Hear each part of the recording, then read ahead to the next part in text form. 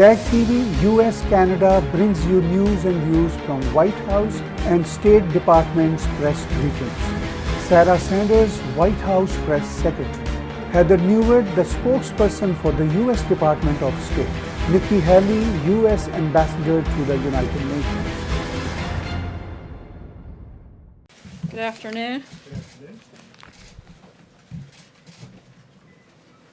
Over the weekend, the White House released a framework for responsible immigration reform that will protect our people, put the interests of American workers first, and provide a permanent solution to DACA. Our framework includes 4 pillars: border security, including the wall, DACA legalization, ending extended family chain migration, and eliminating the visa lottery, moving us toward a merit-based system of immigration. We look forward to working with Congress to pass and sign legislation that addresses each of these 4 pillars. Looking ahead to tomorrow, as you know, the President will deliver his first State of the Union address. The theme of the address is building a safe, strong, and proud America, which is exactly what the President has worked to do during his first year in office. I don't want to get ahead of what the President will say during his remarks, but it will obviously be must-watch TV. But I do want to make an announcement about one of the most important traditions, the guest who will be sitting in the First Lady's box. I'll name a few of those individuals and a little bit about them. First, Corey Adams. Corey's a skilled welder at Staub Manufacturing Solutions in Dayton, Ohio. Last year, Corey and his wife were able to become first-time homeowners, and they will invest their extra money from the Trump tax cuts into their 2 daughters' education savings. Elizabeth Alvarado, Robert Minkins, Evelyn Rodriguez, and Freddie Cuevas. These two couples are the parents of 2 beautiful young girls, Nisa and Kayla, who were brutally murdered by MS-13 gang members. Corporal Matthew Bradford. In 2007, Corporal Bradford stepped on an IED while deployed in Iraq. He was blinded by the blast and lost both of his legs. After multiple surgeries and therapy, he became the first blind double amputee to re-enlist in the Marines. John Bridgers. Mr. Bridgers founded the Cajun Navy in 2016, a nonprofit rescue and recovery organization that responded in 2016 to flooding in South Louisiana and in 2017 to Hurricane Harvey in Texas. He and his team have helped thousands of people across the South. David Dahlberg. Mr. Dahlberg is a fire technician who saved 62 children and staff members from a raging wildfire that encircled their camp in Southern California. Officer Ryan Holitz. Ryan serves as a police officer in Albuquerque, New Mexico.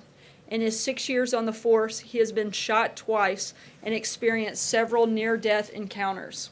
Officer Holitz and his wife adopted a baby from parents who suffered from opioid addiction, breaking down walls between drug addicts and police officers to help save lives. Ashley Leppert. Mrs. Leppert rescued dozens of Americans during last year's devastating hurricane season. Agent C.J. Martinez. Agent Martinez is a special agent for ICE's Homeland Security Investigations Unit. His investigations have led to more than 100 arrests of MS-13 gang members who were prosecuted for crimes including homicide, assault, and narcotics and weapons trafficking. Staff Sergeant Justin Peck. Last year, Staff Sergeant Peck was part of a team clearing IEDs from territory previously controlled by ISIS. When one of his compatriots was struck by a blast, he rushed to their side, saving their life while risking his own. Preston Sharp. Mr. Sharp has organized the placement of more than 40,000 American flags and red carnations on soldiers' graves as part of his goal to honor veterans in all 50 states and to challenge others to join the Flag and Flower Challenge. Steve Staub and Cindy Keplinger. These siblings started Staub Manufacturing Solutions 20 years ago.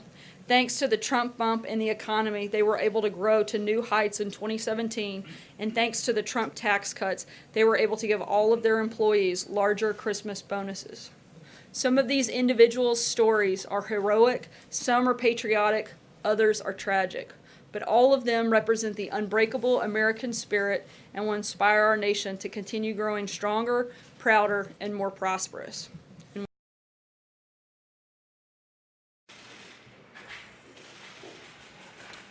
Well, thank you very much, everyone. I'm honored to be joined by Secretary Tillerson, Ambassador Haley, General Kelly, and General McMaster to host a very distinguished group of United Nations Security Council ambassadors from all around the world. Today, we will discuss our cooperation on a range of security challenges, including the denuking of North Korea, very importantly, countering Iran's destabilization activities in the Middle East, ending the Syrian conflict, and confronting terrorism. The success of the United Nations depends on the independent strength of its members, and these are very strong members. Some of them are new to the Council. We're leading on the global stage to renew this founding principle of sovereignty. The United States has done a lot over the last year. I appreciate all of the congratulations, but on an economic front, on a financial front, it's been incredible what's happened. It's like a whole different place. It's booming, and it's going to continue because we have a long way to go, but it's been doing really well, so we appreciate it. I think we're taking the world along with us. We're helping the world. That's why some of the countries, even many of the countries throughout the world, are doing much better because of what we're doing. So my administration is proud to work with you. We've already done a tremendous number of coalition buildings, and the United Nations Security Council in particular is very important to us. The power and the respect that it has all over the world is very, very excellent. But there's much work that we have to together do. Earlier today, the ambassadors viewed a display of Iranian missiles and arms that the regime has transferred to its militant allies in Yemen. And later today, they're going to view Syria atrocities exhibited at the Holocaust Museum.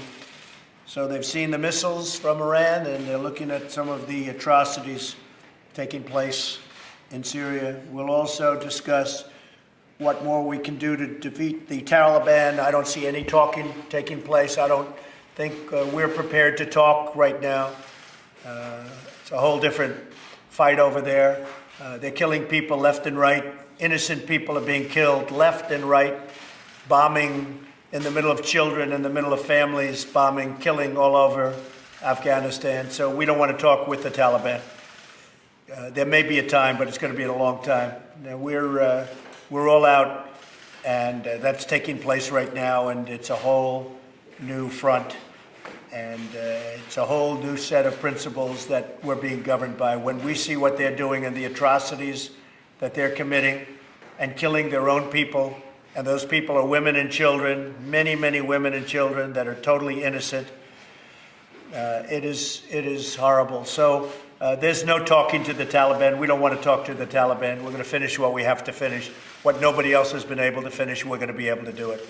So thank you all very much. We appreciate it, and we're going to have a tremendous discussion about that and other subjects. Thank you all for being here. We appreciate it. Thank you. Have you been told that McCabe was resigning? Thank you. Thank you.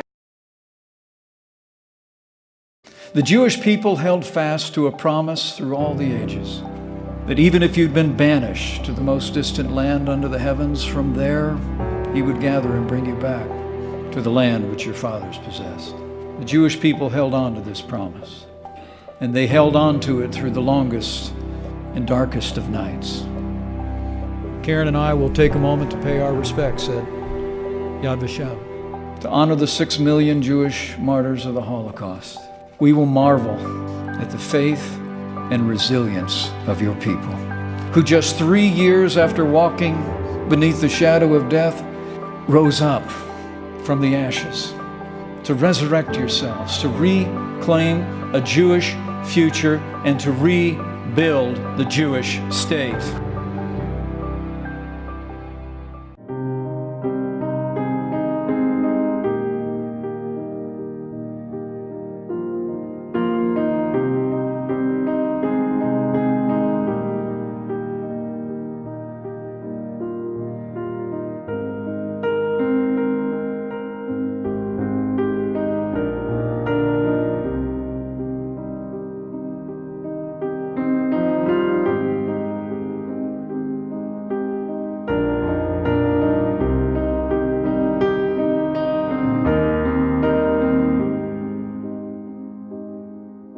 Tag TV US Canada brings you news and views from White House and State Department's press briefings. Sarah Sanders, White House Press Secretary.